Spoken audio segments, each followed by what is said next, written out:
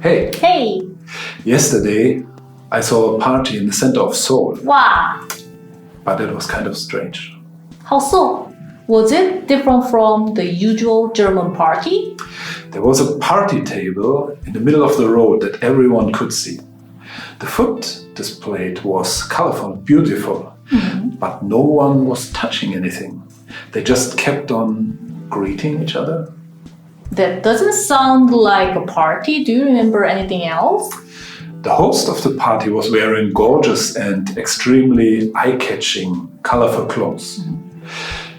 Cheerful drum beats and music were playing throughout. Yes, there was a food. It's a pig head. And the pig was actually smiling. Oh.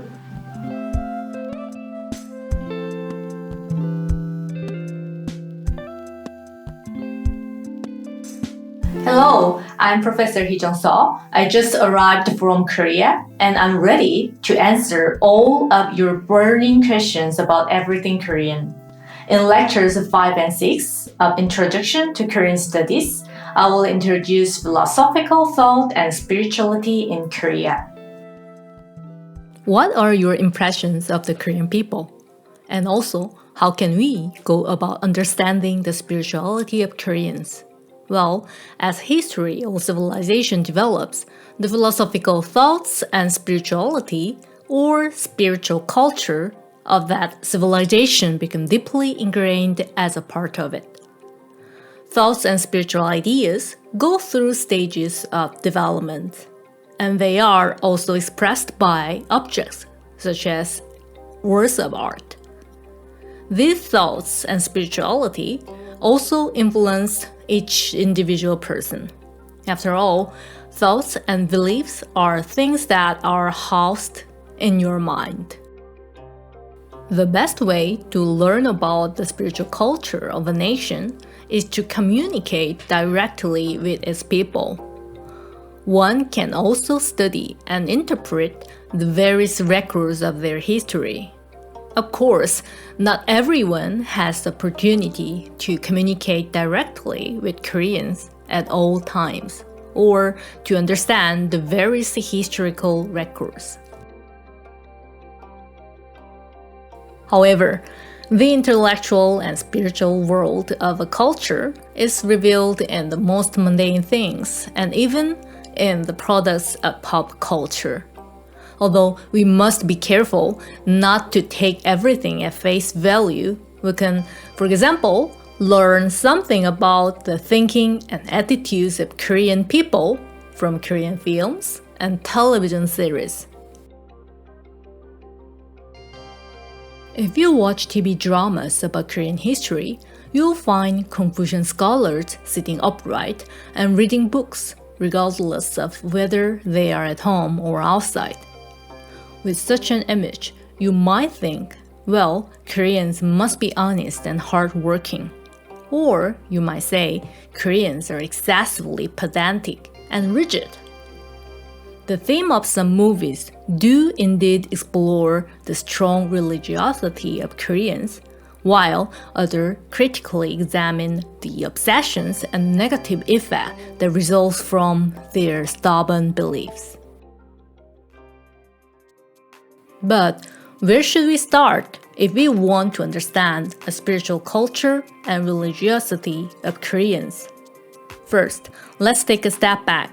A little more than half a century ago, Professor Arnold J. Toynbee, a British universal historian and author of a study of history, proposed a historical perspective oriented not toward single nation state, but toward civilization.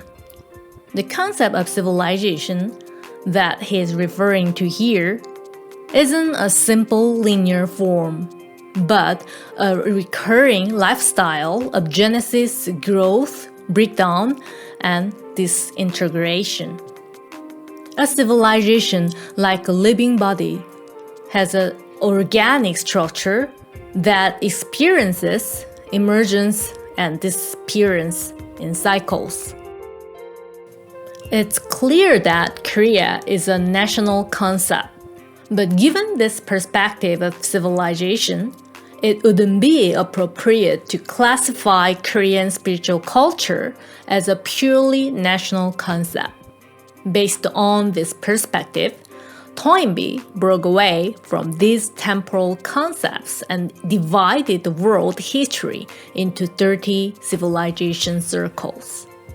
These 30 civilizations include the living civilizations that have gone through all the above 4 stages, the arrested civilizations that have only experienced some of the stages, and the civilization that have the elements and could have been born but failed to form. According to Toynbee, the spiritual culture of Korea belongs to one of 7 living civilizations that still exist today, the East Asian civilization. The term East Asian refers to civilizational compound system, and all countries belong to this civilization are in some ways similar to each other. Although the spirituality of Korea contains elements that are characteristic and unique to being Korean, giving the reality of mutual exchanges between individual civilizations or cultures within a large cultural sphere, most of the elements of the larger civilization were formed during the joint growth of all the sister civilizations. So, in other words, elements of Korean spiritual culture, such as Korean philosophy, Korean thought, and Korean religions, cannot be regarded as independent notion, completely separated from any outside influence. The concept of this East Asian civilizational complex, proposed by Toynbee, is of great help to us in deciphering what exactly the scope of Korean spirituality is and in defining its elements appropriately. To understand Korean thought and religion, we must understand the greater East Asian civilization that Korea is a part of, with China at its center. Then we should understand the mutual exchanges between countries within the East Asian civilization cultural sphere.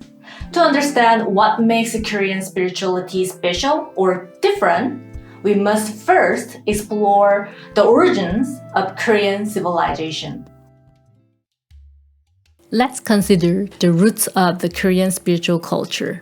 In 1874, Daled, a French missionary who spread Catholicism in Korea during the Joseon dynasty, discovered that some Koreans were experiencing what he called soul possession. These people were psychics known in Korea as so-called Mudang, that is shaman or witches. The lad believed that the special mental states that the Mudang went under, where they would lend their bodies to other souls or sent their own souls on journeys into the world of spirits, were very similar to the phenomenon of ecstasy described by Europeans.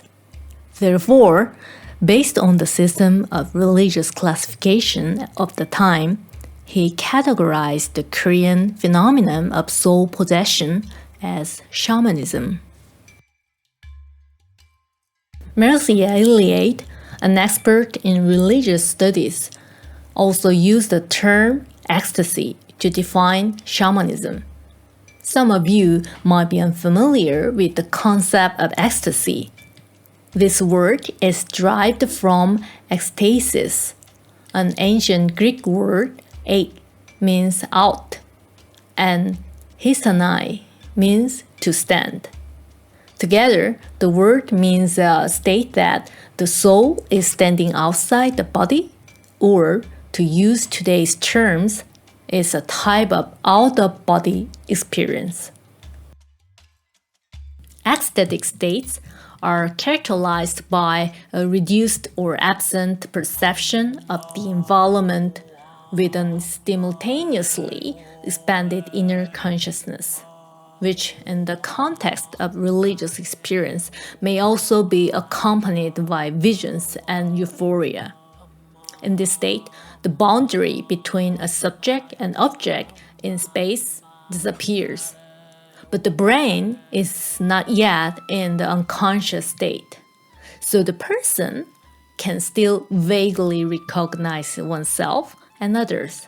And at the same time, that person goes through extraordinary experiences, such as seeing a unification of existence that transcends oneself and others.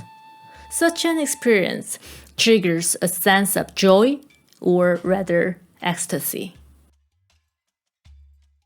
In 1886, Homer Bezalel Herbert, an American missionary who loved the Korean culture, gained the trust of the last Joseon king, Gojong. He recorded the psychic behaviors of Korean Mudang as a variation of Siberian shamanism. After ordinary people accidentally reached the state of ecstasy and have this special experience, some people will work to achieve ecstasy voluntarily, and those who master the technique could become shamans. Different ecstasy techniques are used in individual religious contexts, and thus can be such classified. Among the techniques, breathing and meditation are characteristic to Siberian shamanism, demonstrating it as an independent and mature form of shamanism. But why did the Siberian shamans not use the techniques other civilizations used, such as the repetitive rhythm and dances used in African civilizations, or the consumption of herbs seen in ancient Greece? Why choose controlled breathing and meditation? One theory hypothesizes the origins of these techniques might lie in the last ice age, especially the warm glacial period. During this period, the tribes of people living in Siberia struggled to survive the extreme cold. Potentially, they discovered that they could warm their bodies by adjusting their breathing pattern, and through continually training their breathing, they achieved a soul possession experience. Soon, whether one could do soul possession in the tribe became much more than a personal matter, because having that ability led to a power that could determine the fate of all tribe members. In Ice Age Siberia, finding food was a major struggle, so the area that the tribe moved to, hunted, or gathered food was based on the shaman's dialect communication with the gods and spirits. Therefore, the abilities of a shaman were much more than a personal affair. It was a power to determine the fate of entire tribe. Koreans in the Joseon dynastic period inherited the traditions of the Siberian shamans. But what does that mean? One possibility is that some of the inhabitants of northern regions of Asia, avoiding the inhospitable condition and cold, moved southward, and thus came into contact with other peoples whose cultures influenced them. One of those cultures, in relative geographical proximity, may have been the first Korean state, Gojoseon, founded on the Korean peninsula in 2333 BCE. From an ethnological perspective, there are continuities between Siberian shamanism and the religion of the Korean Mudang. To become a shaman, the shaman apprentices had to practice methods such as breathing and meditation. From a sociological perspective, the role that the shamans played in the tribal society deserves great attention. The importance of their position is also evident in societies outside Siberia. In Korea, their importance grew even more, and the Mudang took great influence on the social and political life of Koreans. During the Joseon dynasty, where Herbert preached, the state used the governance philosophy of Confucianism as a political ideal, despised Buddhism, and regarded Taoist documents as useless heretical books. But historical records show that the activities of Mudang still continued among the common people. During the Enlightenment period, Koreans were eager to destroy the feudal system in favor of modernization. Although Confucianism became the target of attack and criticism, traditional shamanism was reborn as Dangunism, a new national religion dedicated to Dangun, the nation's mythical ancestor, also known as Donghak or Eastern learning, which contrasted to Seohak, the Western learning or Catholicism. It's said that Choi, the leader of Donghak, once had an experience similar to soul possession. He heard the voice of heaven at the moment when he was suffering from an unknown disease and realized the way of infinity. He founded Donghak based on his experience. This was the moment when modern Korean shamanism was born. But why did these believers abandon the extremely idealistic ways of thinking of Joseon Neo-Confucianism and welcome a new form of shamanism? During the Enlightenment period, the Joseon dynasty was in an impasse, facing both internal and external difficulties. Internally, the government was corrupt, and people who illicitly obtained official positions frequently oppressed the common people of Korea, undermining the authority of Confucianism, which had always been the philosophical ideal of national governance in Korea. The underclass, represented by peasants, was angry. Externally, Western gunship roamed the coast, making everyone panic. In this case, the Catholic doctrine that all people are equal before God spread quickly. But Catholicism explicitly forbids the important custom of worshipping ancestors, a custom that was practiced by the ruling class as well as the lowest classes of society. The later leader of Donghak, Choi, was born in an impoverished Yangban family in the late Joseon period. He fought against both the corrupt feudal system and the Western forces led by Catholicism, which the Korean people feared. To lead this fight, he claimed to be a shaman standing at the center of the Korean spiritual identity. According to Che, at the instant he gained the way, he directly heard the voice from the sky and replied, "Receive the shaman's possession," which is similar to the dialect communication between a shaman and a god. In addition, his religious revelation was a state of spirit inside and qi outside, which was like Mudang's soul possession. This experience also substantiated his idea of being a shaman in the center of Korean spiritual culture. Dangunism performed the rituals to worship Dangun, the mythical founding father of Korea.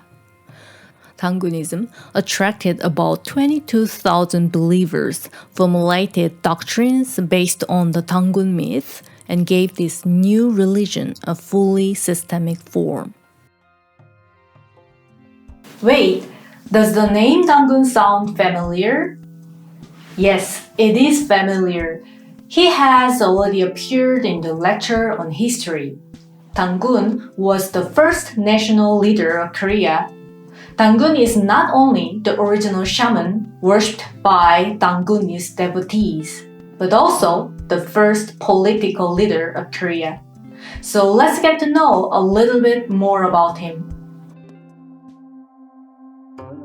Dangun is the short form of Dangun Wangam, who appeared in the myth of the founding of Korea.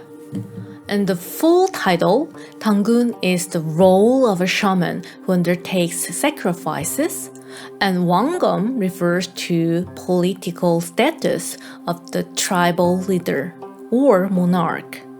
According to Samgung-yusa, the history of the three kingdoms compiled by Iryeon at the end of the 13th century, Dangun Wangam lived for 1,808 years and became a mountain god after that.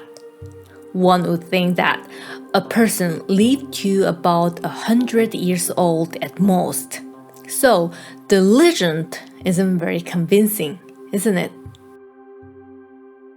Well, recall the characteristics of Siberian shamanism that we have talked about. They include practicing breathing and meditation. Moreover, shamans were religious specialists whose role and actions were also important for social cohesion. Dangun Wangam was the combination of both the high priest and the political ruler.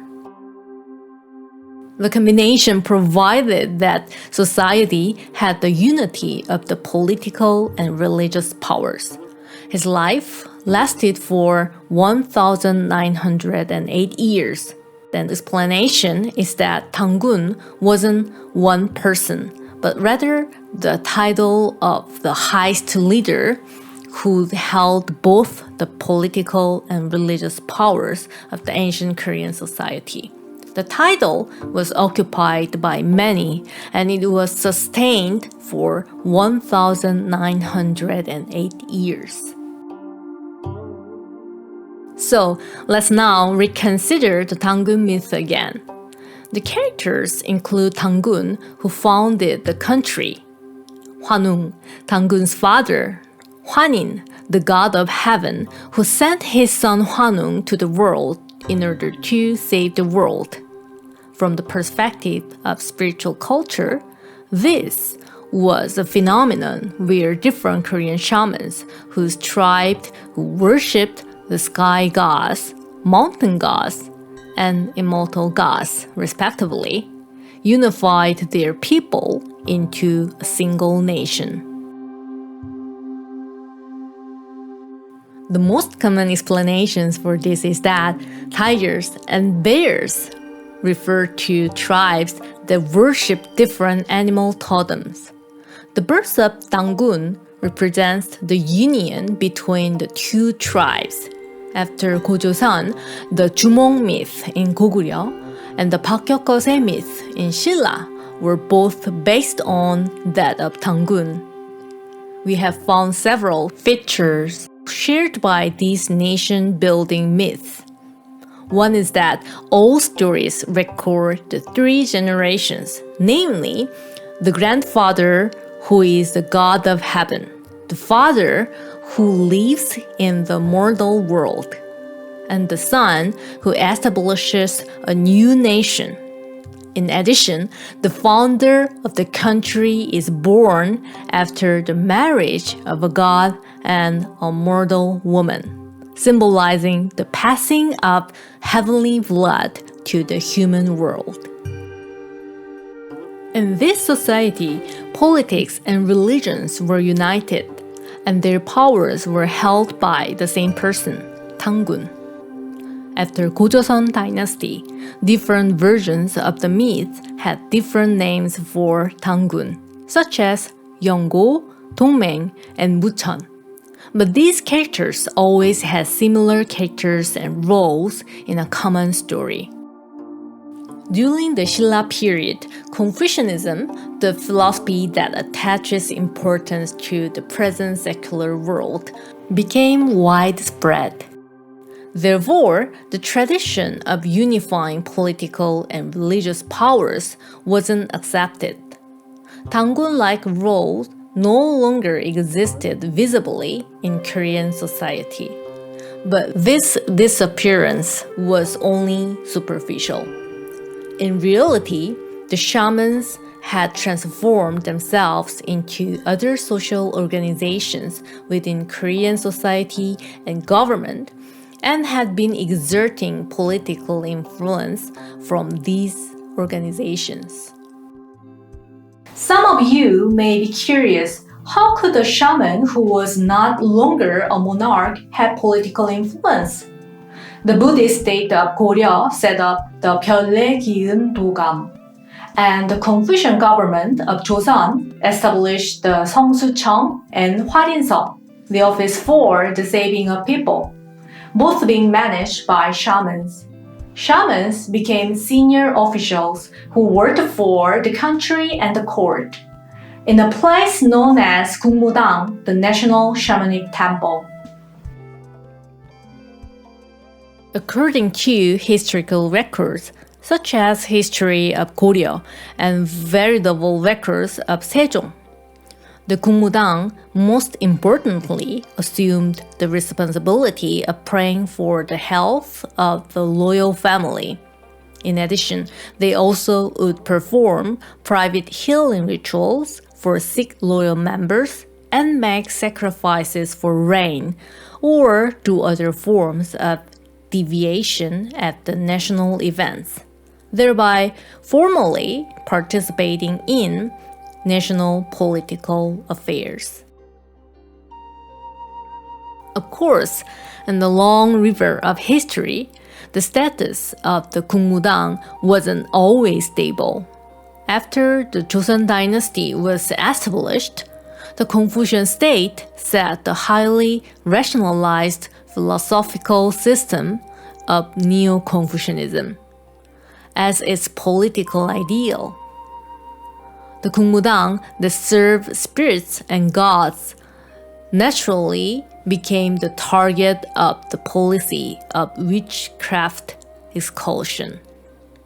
Opposed to the country's political ideals and antagonized and suppressed by Confucians, the shaman beliefs were nevertheless so deeply rooted in Korean spiritual culture that the Korean state tacitly allowed its existence.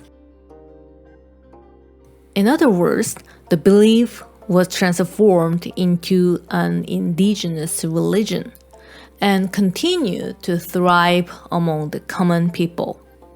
At the end of Joseon dynasty, for example, the country was undoubtedly in crisis.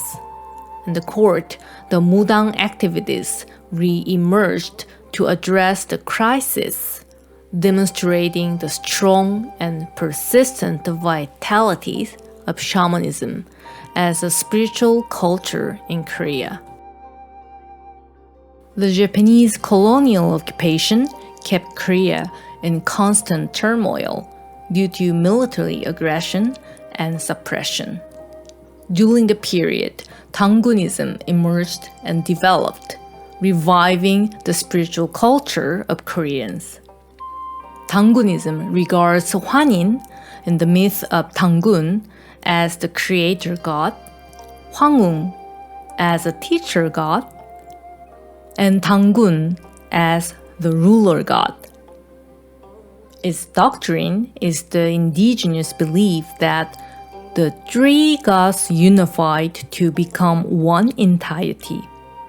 Later, Dangunism, which was renamed Daejongism, where Daejong means the divine progenitor, the ultimate object of the faith that is Hwanin, the heavenly god. The spiritual culture of Korea, based on Siberian shamanism, has continued its life in the areas of politics, society, and folk beliefs. It stemmed from Gojoseon, the earliest form of the Korean state, and has survived up to modern times. Some may be curious about this. Korea is now a world leader in some technologies. Are there still Korean people who believe in shamanism? Yes, they are clearly around. What is interesting is that in today's big cities in Korea, there are still people who visit the Mudang, and even in the cities, you can often witness the shaman rituals. The shaman ritual, also known as good ritual, in an act in which gods, shamans, and people meet in the same place to solve human problems. These activities serve to connect and coordinate between the heaven and the human world. In this lecture, we discussed Korean spiritual culture, shamanism, and how myths are deeply rooted in that culture, and how these concepts have changed over time in Korea. In the next lecture, we are going to continue to explore Korean thought and philosophy. See you next time!